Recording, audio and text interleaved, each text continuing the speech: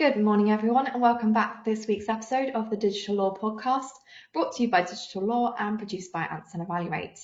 As a bit of background, we're a law firm that works solely on technology, cybersecurity, and legal issues.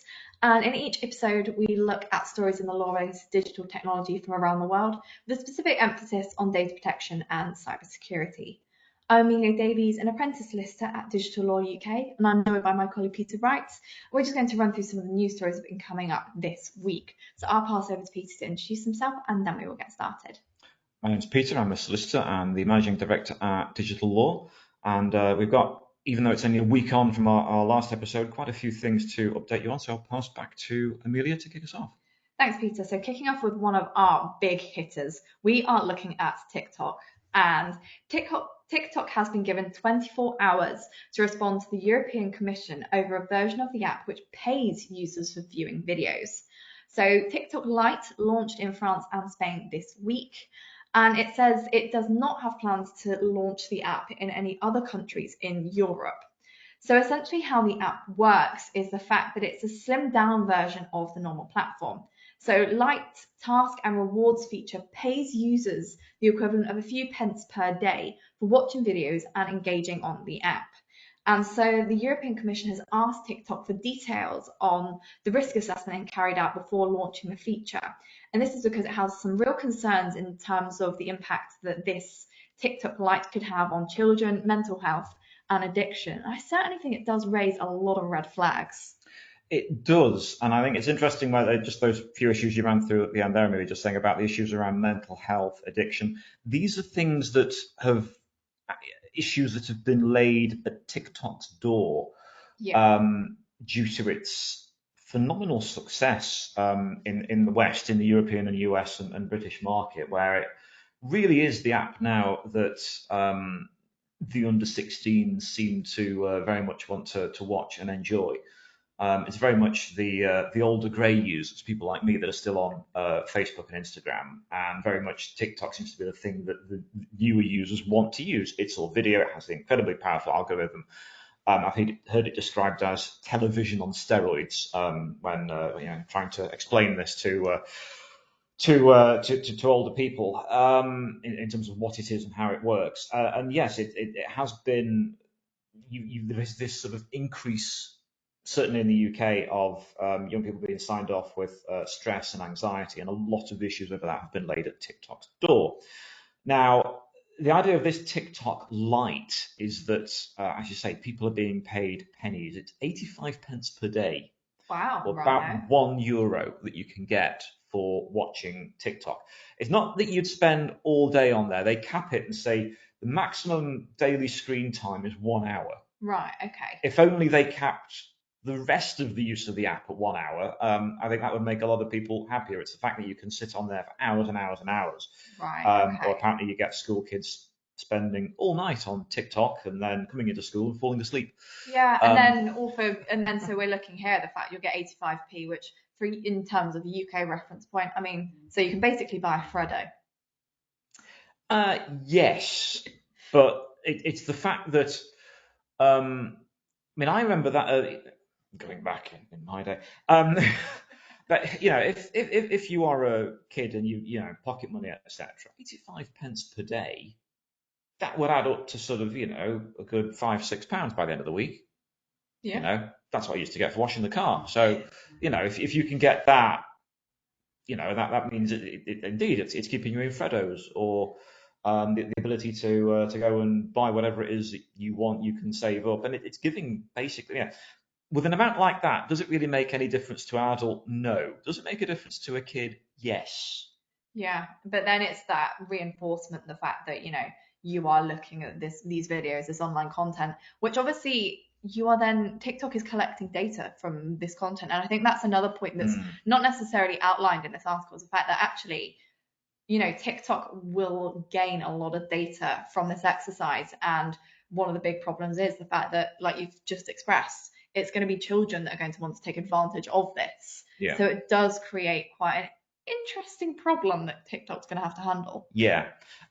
So it's interesting that in this instance, therefore, the European Data Protection Board has said we want access to this and we want access to it within 24 hours. The point being, they're saying, look, we presume you undertook a risk assessment before rolling this thing out and that you've looked at the potential risks that could flow from its use. By saying we want this in 24 hours, it's basically saying you give us what you put together. If they're giving them any longer, it almost lets TikTok off the hook, because then they could go away and write a risk assessment retrospectively to say, oh yes, we've considered all of these issues, no problems at all. So in theory, this is saying you have 24 hours to give us already what you've got, and they won't have time to carry out much in the way of any radical surgery or put in any amendments or additions to what was otherwise in there. So that is actually quite savvy from the European Commission in this instance, rather than, as I say, leaving them to sort of retrospectively put something together, which really isn't going to make any difference. So I suppose as a result, we now wait with bated breath to actually see what, if anything, TikTok disclosed. Is it a comprehensive risk assessment? Is it something that you can probably tell has just been put together at incredibly high speed when they are asked for it? I mean, I'm sure there are very high caliber specialists that could have been brought in to do something within 24 hours for a very generous fee. But will it hold water? Yeah, and I think another point to mention here is it does say that users will have to prove that they're over 18 years old in order to earn rewards. But then there's the additional thing of, well, how are you proving that people are over the age of 18? What are you doing to enforce this? And is it actually, like you've just said, is it going to hold water in terms of, can children either fake their age, or, okay, say that TikTok is successful in having like a fairly robust age policy, they're then collecting specific amount of data in terms of proving the verification, essentially. And is that age policy working? Yeah, quite. I think we'll definitely be covering this story in more detail over the coming weeks, dependent on obviously what the EU kind of finds with this document that they hopefully turn over. And I mean, it's an interesting issue around sort of children, under 16s using these platforms, because these platforms are not designed for children to use. They are designed for adults. The content on there is very often semi-adult related. And it's not. It's an unsupervised environment where, of course, then adults could potentially be interacting with children. I mean, this has been the constant issue levelled at Meta as well, and indeed WhatsApp has recently been used, because they've actually lowered the age at which you can potentially go on and access WhatsApp. And this then feeds into the wider debate that's currently going on in the UK, where it is felt that even though it wasn't in the Prime Minister's manifesto, that doesn't seem to stop him from banning things. So they're already banning smoking for under 14s, and now the thing is, are they going to ban potentially access to social media and mobile phone ownership for under 16s? We could go down the rabbit hole of exactly how would you ban that and how would it work, but it would be incredibly difficult to do. But the point is that you've now got, this is seen as sort of being a thing to say to parents, look, we know that you're concerned about this and we're doing something about it. So it is, there's a school of thought that says this is something that the government could decide to really push through, potentially ahead of the UK general election, which is scheduled for this year, and certainly have, if not have an act in place, could have sort of a draft white paper that says this is something we will put in if we win, and then how successful would that be? But it kind of ties into, I would say, this debate that's going on in terms of whether under 16s should be having access to these platforms, using these platforms when they're at school, in the school environment, and then also having access to them when they're at home. I mean, it's the sort of thing where sometimes you now get kids who are being bullied, not just at home, at school, but then they go home and then they're still being bullied through access to WhatsApp, different platforms, etc., when they're in the home or the environments in the evenings and the weekends as well. So there's, in that context, it's therefore quite interesting in terms of what measures TikTok has taken. Has it really looked at the risk before rolling out this platform, which, as I say, arguably, if you're paying those sums of money, not that interesting to adults, but very interesting to children. Thanks, Peter. So no doubt we will be looking at this in more detail. But for now, moving on to another tech giant, and keeping with kind of the EU theme here, EU has told Meta that it can't paywall privacy. So the EU's Data Protection Board, so EDPB, has told large online platforms that they should not offer users a binary choice between paying for a service and consenting to their personal data being used to provide targeted advertising. So this is fairly interesting. So essentially, what Meta have announced is that using a subscription model of around £9.99 a month or kind of £12.99 a month on iOS and Android for users who do not want their personal data used for targeted advertising.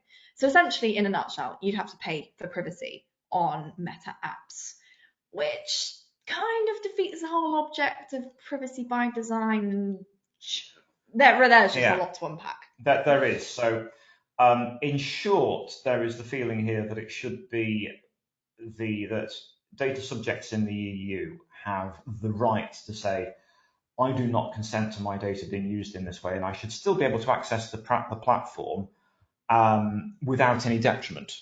So you should be able to say, I don't want my personal data to be harvested, used, profiled, etc. And I should still be able to access and enjoy the platform without sort of receiving any form of lower quality service compared to someone who says, yes, I'm fine for my data to be used and farmed in that way, I'm not bothered. In this instance, rather than it being a straightforward sort of binary choice of yes or no, it's European Data Protection Board opinion is saying, well, look, in order to allow someone to have that choice, you can't then charge them the subscription in order to have that choice. Is in short what the European Data Protection Board is saying. I mean, it's interesting that Meta is saying, well, hang on, the opinion of the Data Protection Board is this, but our view is that the CJEU, Court of Justice of the European Union, has issued a ruling that says that a subscription model is a legally valid way for companies to seek people's consent for personalised advertising. So they're saying, look, we aren't paying any attention to the European Data Protection Board's opinion, and we're going to stand behind that judgment. Now, that's all well and good. The problem is that the opinion will be followed by the other data protection regulators, which in turn make up the European Data Protection Board. And more than likely, therefore, one of them will then turn around and fine Facebook for this activity. And then they'll end up appealing it, surprise, surprise, and this will go back and forth and back and forth. But it's also interesting that there was a complaint filed by our old friend Max Schrems. He's been a bit quiet for a while, so I mean, it was coming. Indeed. So he's never gone away. He now runs a not-for-profit called None of Your Business, NOYB, and that not-for-profit filed a complaint with the Austrian Data Protection Authority against Meta for introducing this very subscription model, and that was filed in November of last year. At the time, NOYB said, EU law requires that consent is the genuine free will of the user. Contrary to this law, Meta charges a privacy fee of up to €250 a year if anyone dares to exercise their fundamental right to data protection. And that, in a nutshell, is the issue here. And the European Data Protection Board is saying that you shouldn't be charging someone. It's in effect agreeing with that complaint from Meta, saying you shouldn't actually be charging someone just to be able to have a fundamental right that we feel is enshrined in the existing data protection law. So yeah, this is therefore going to be the start of another back and forth between the regulators and Meta, almost in another in this long line of back and forth between the European data protection regulators and Meta. We've already talked about the issues that have been raised in that last story with regards to Meta's WhatsApp having lowered its the age when it can be accessed. And I certainly think it could set quite a precedent here as well, depending on the outcome, because Meta is one of the big giants. But if TikTok then take a precedent from this, and you're thinking about, okay, well, your data is going to be used in even more kind of depth because of this judgment, then what sort of our social media is going to come to? You have to pay for usage, you have to pay X, Y, and Z just privacy. Yeah. It does feel like it kind of defeats the whole object of using it in the first place. It does, and it's very cynical because you give someone the option between would you like the free version or the version that you pay for. The average punter will, of course, go with the free version, which then allows Meta to continue to gather all the rich data that they've been doing since day one, and indeed with a lot of their platforms and a lot of the apps, all they've done over the years is actually increase the volume of data that they collect. So if you are using those apps, all you are doing is giving all of that data, which in particular your mobile devices are constantly collecting about you 24/7 to Meta. Isn't that uplifting? It is. So let's move on to something else, please. Well, I'm afraid I've not really got much more uplifting for you, but at least we're going to be looking at something more close to home in this next story. So the creation of sexually explicit deepfake images is to be made a criminal offence in England and Wales under a new law. So under the legislation, anyone making explicit images of an adult without their consent will face a criminal record and an unlimited fine. And more specifically here, the new law will make an offence for someone to create a sexually explicit deepfake, even if they have no intention to share it, but purely want to cause alarm, humiliation, or distress to the victim, the Ministry of Justice has said. And so then, following this, if the image is then shared more widely, they could face jail time. And you might think here, well, I've just said only applies to adults, and that's quite correct, because it will apply to images of adults because the law already covers this behaviour where the image is of a child. And it will be introduced as an amendment to the Criminal Justice Bill, which is currently making its way through Parliament. So quite a lot to unpack there, both on the side of the fact that deepfakes are already illegal in the UK, but equally then looking at the fact that it's specifically mentioning that even if you don't have an intention to share it. Indeed. So yeah, there is indeed quite a bit going on here insofar as you've got the UK already, after an incredible amount of fanfare and a huge amount of lobbying, finally brought in the Online Services Act, which provides not online services, Online Safety Act, which finally went through this year, which provides a degree of cover and makes things like just sending a deep fake that is explicit can be problematic under that, which always then brings the catch-22 of you want to tell the police that a deep fake has been sent, and you send it to the police and they say, yes, you've actually just broken the law by sending that to us. Same thing applies there when it comes to, for example, forwarding on explicit images of minors. Famously, a BBC journalist wanted to tip off the police to an issue there, forwarded the image to the police, and the police said, you've just actually broken the law by sending us that explicit image. So it kind of shows, I think, one of the big takeaways: if you ever receive this sort of stuff, don't forward it on. That's one of the key things. Report it and wait for the next steps. Yes. So do not forward it, do not transmit it, because very often that is the actual offence. But in this instance, at least, it's actually saying it's not just the forwarding of the explicit deepfake that is the offence, it is the creation of it. So if then, forensic IT specialists can prove that you, as an individual, then created that deepfake using, a account on a particular platform on a particular device, they will be able to prove that it, and they can conclusively prove it was you as the individual that did it. Then, therefore, that can in of itself be an offence. But one of the key things here is, of course, that this particular offence that they're talking about adding on to the existing legislation as an amendment that's going through Parliament would only apply to explicit deepfake images, so i.e. adults where they could be engaged in different acts. And this is a almost a timely issue insofar as there was a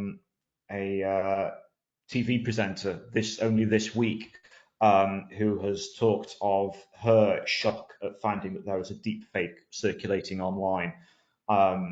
An explicit one just like this, and she's very publicly said how upsetting and distressing that obviously would be.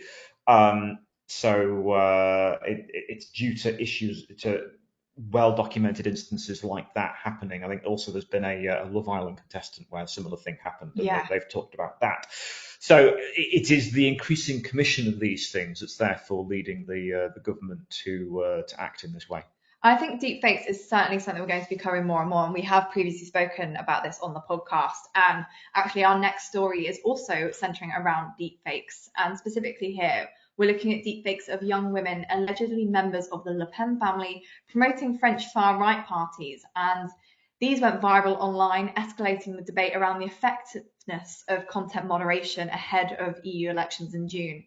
And this is quite interesting here because I know that in previous podcasts we have discussed in quite some detail one, the amount of political elections around the world, but we have very much focused on looking at the US and the level of misinformation and moderation over US-based deepfakes. But here we are looking at France and the EU, and it's interesting to see that this is very much a problem that is growing exponentially.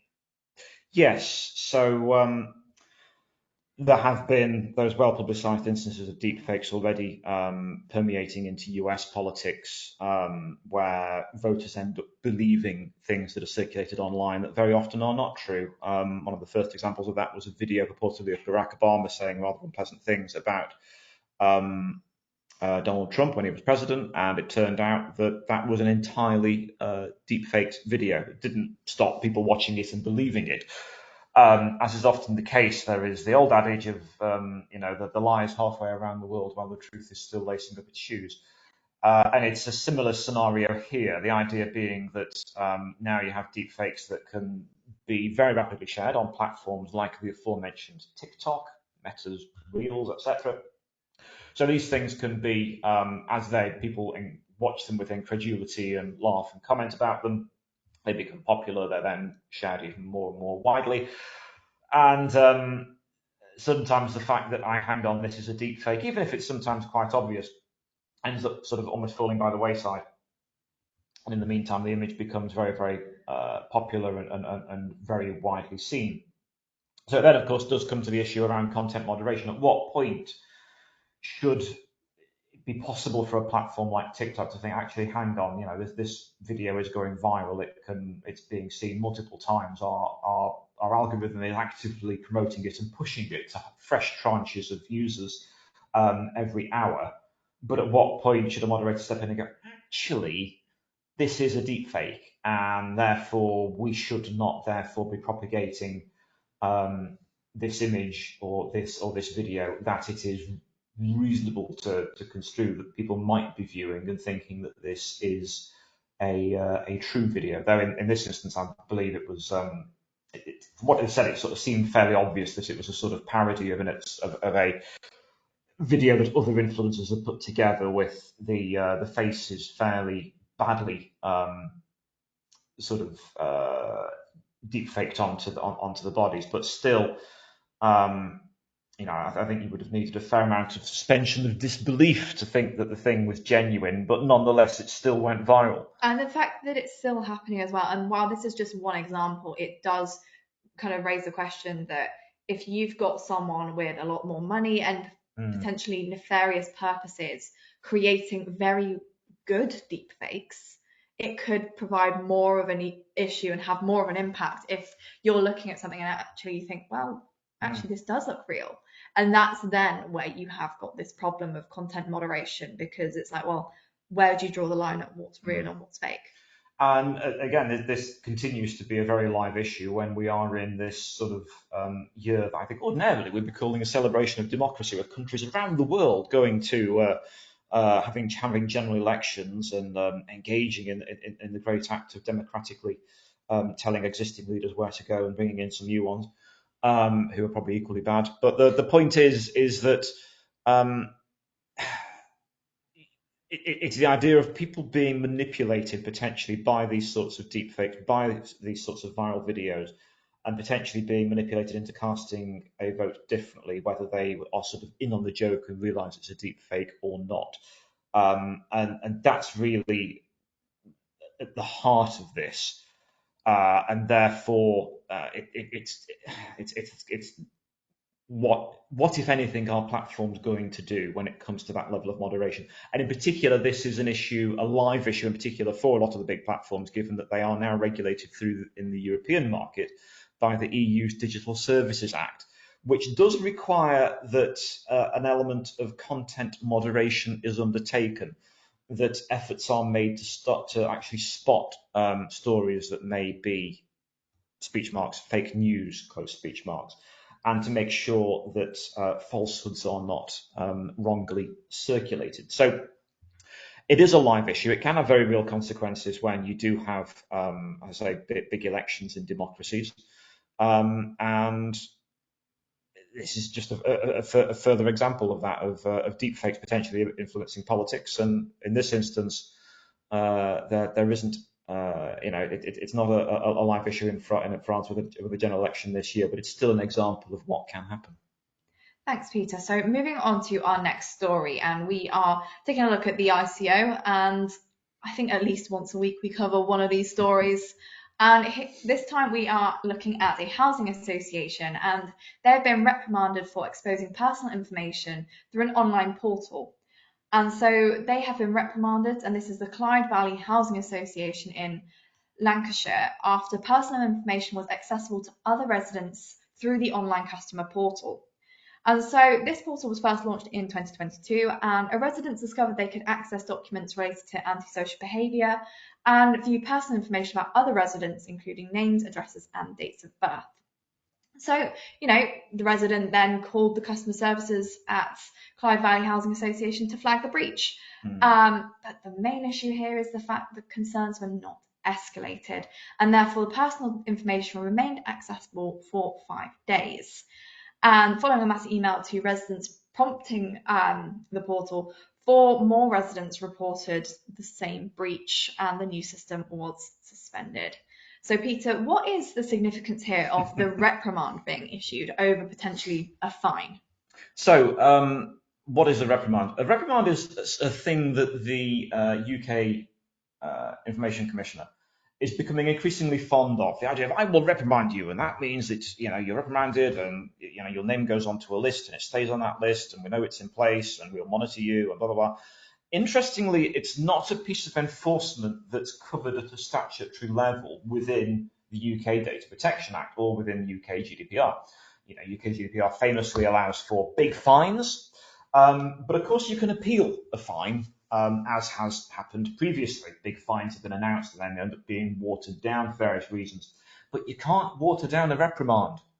Why can't you water it down? Because there is no statutory procedure to appeal it. Once the ICO says, I have reprimanded you, tough. Unless you wish to judicially review the Information Commissioner. And that's going to cost an awful lot of money and might not be successful. Based on this here, if you've got a housing association, it's not a jump to think they've probably not got the time, money, nor inclination to pursue kind of any sort of judicial review process here. Yeah. And they're almost in a catch-22 because this is actually a fairly significant screw up. Unfortunately, the ICO typically will end up taking enforcement where something is brought to the attention of an organisation in terms of how they're handling data or issue around privacy, and then that organisation proceeds to do little or nothing about it or moves at a snail's pace. And in this instance, they were told there is a problem on this. Personal data is being visible, including things like names, addresses, and dates of birth.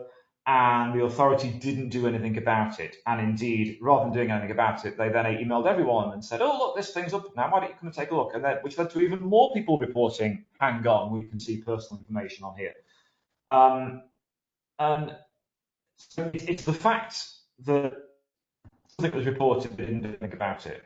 Then the ICO investigates and finds that, hang on, you didn't actually test this system very well. You should have done, beta testing, making sure it works, it's properly rigorous, it's secure, and all these sorts of things. That should have been done before it went live. Doesn't look like it happened, or certainly if it did, it wasn't particularly rigorous. And then it looks like staff weren't trained on, if someone does tell you there is an issue on a platform, someone does say there's a data protection breach, the staff didn't know what to do about it. That's something that we go on about quite regularly on this podcast, is the fact that staff training is so valuable, and actually it can truly make a difference in terms of data protection, because if you know what you should and should not be doing, and you know the procedures in place in terms of GDPR policy internally, then you're going to have less mistakes, less breaches, and just generally going to be able to prove to the regulator that you are doing as best as you can. Because let's remember, breaches can happen, And sometimes it might be the fault of the human, it might be the fault of the tech, but it's looking at, did you do your best to show that you're demonstrating compliance? Did you do your best to mitigate any risk?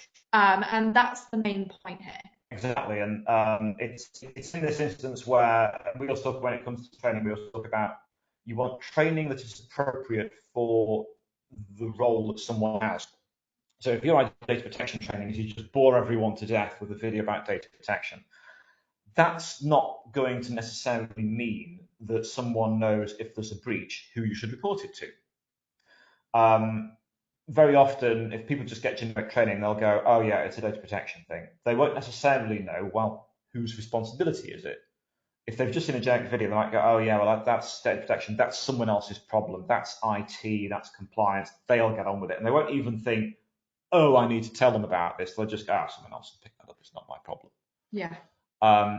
Whereas if you've actually got proper focused training for people at the right level, you actually give them examples of this is what could happen to you in your day-to-day role. This is the sort of incident that could happen. Someone could contact you and tell you there's an issue on the website. If that happens, what do you do? Who do you tell? And while we discuss training as well, I'm not talking about, the training that you get in the first couple of weeks when you start your employment. No, we're talking about regular training that is at the very least, on an annual basis that's applicable to your role. And also, most importantly, check that you've been paying attention. For example, having multiple choice questions at the end, or having some level of engagement to see, well, you've just sat here for X, Y, Z amount of minutes. Do you actually understand what we've just gone through and what you do need to do? Because it's all well and good having, reams of training if actually you don't understand it, it doesn't sink in, and you don't know what you're supposed to be doing. And also, it should be tailored. So it shouldn't just be, the same tedious examples of data protection are rolled out. The law has been in place now for 6 years. UK EU GDPR and UK Data Protection Act since 2018. So there's now plenty of examples that we talk about on this podcast every episode, which mean that when you're receiving good training on this sort of stuff, it will be packed with relevant examples that are relevant to your organization. There's no point, if you are a company engaged in financial services, receiving training about issues around hospital records. That's just how to lose your audience instantly. Well, this doesn't apply to us. It should be sector specific, of organizations of a similar size, similar nature, handling similar sorts of data, that probably makes people sit up and take note and think, oh, that's what happened. Oh, well, we want to make sure we wouldn't do that. What are we going to do about it? It makes people properly engage and sit up and listen. In this instance, this housing association clearly didn't have that. So not only did they not know where to report it, it sounds like there simply wasn't that level of curiosity where someone thought, oh, I wonder what we should do with this, and report it to a manager and work it out and have that sense that this is urgent and you need to do something about it. It can't just be reported and then sit on someone's desk. There should be clear lines of reporting and a sense of urgency around, we have to do this, and if we don't, what's going to happen? We face enforcement. Thanks, Peter. So moving on to our final story of this episode, and we are looking at the fact that dozens of people around the world have been arrested after police disrupt a UK-founded website scamming victims on an industrial scale. So this is quite interesting because I know that we discussed last week about a very similar organisation that was dismantled. I think it was in Africa. But here we're looking at a website that was created by a criminal network. And essentially, you pay a subscription fee, and users can then, through that website, set up phishing websites designed to steal personal information, such as email addresses, passwords, and bank details. So this criminal subscriber could then log on and choose from existing sites or request bespoke pages replicating those of trusted brands such as banks, healthcare agencies, postal services. And this criminal website would even provide a tutorial catered for wannabe fraudsters with limited IT knowledge, with a robotics voice saying at the end, "Stay safe and good spamming." And these subscribers would have worldwide membership, meaning that they could target victims all around the world, and for the kind of quite small fee of between 200 and 300 quid a month. I mean, sounds great, doesn't it? Yeah, and the idea then of the criminals being off is a very good news story. Something we can all be happy about. Um, I mean, this is almost one of those sort of drop in the ocean. You know, there are probably loads of sites out there doing this. But at least on this occasion, we have an example of effective enforcement. Yeah. The law enforcement have taken this down, the Metropolitan Police.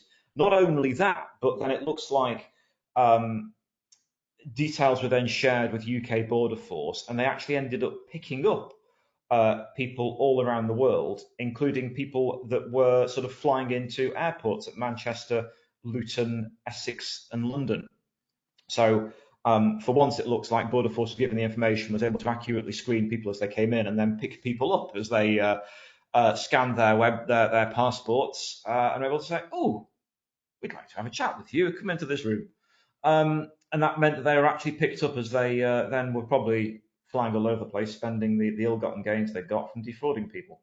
So this site in of itself, LabHost, had ended up being involved in, I think, the tools that it in turn passed on to the criminals, allowed the criminals to defraud about 70,000 different victims, and had provided criminals 480,000 card numbers and 64,000 pins through basically giving criminals the easy to use tools. So even if you weren't IT literate, you could put together a fraudulent site, send out fraudulent emails, and be able to then scam people. So thankfully, this has been taken down. It's one less of those sites. Some of the people involved have been picked up. And I think that's just the point. A lot of what we discuss is, enforcement notices or, talking about cyber hacks, attacks, threats that have occurred. But I think, like you say, this is one of those rare moments where it's actually thinking, right, this is where we've taken a proactive approach and people have actually faced the consequences for their actions, which unfortunately does not happen often enough. But it is proving the point here that it does happen. And I think we'll increasingly see criminal organisations that are on a large scale like this targeted, and hopefully we get more of it in the future. Yeah. I mean, in this instance, it looks like there are about 800 users who were criminals, in effect. So if you're using this technology, you aren't doing it for any You're not doing it for fun and games. Positive use, are you? Exactly. You're not doing it for fun and games. You're doing it to defraud people. So there were 800 different users of this. Once it was seized by the police, each one of those individuals then got a text message saying the police know who you are and we know what you're doing. Big Brother is watching you. And they were, not only that, they'd been paying about £200 to £300 a month for the privilege of using these tools, which tells you if you're willing to pay that much a month, obviously you are then making a huge amount more from the frauds that you are carrying out to make this worthwhile. So at least we've had here, law enforcement has worked together. They've been able to get this site down. They'll now be tracking down a lot of those involved. Bravo, basically. Thanks, Peter. So that was our last discussion for this episode. But if you'd like to hear more from us, please subscribe to Premium via our Patreon channel using the link in the show notes. And a big thank you to Answer and Evaluate for having to produce this podcast. And if you would like to produce your own podcast, webinar, or you'd be interested to hear more about Answer and Evaluate services, please take a look at their website. You can find it at www.answerandevaluate.com. These episodes are available on our website, YouTube channel, podcast channels as well, such as Spotify, Apple Music, Amazon and Google Podcasts. And please feel free to leave us a review. And finally, if you have any questions about anything we talked about today, please feel free to email us at admin@digitallawuk.com. Thank you for listening, and we hope to see you again next week.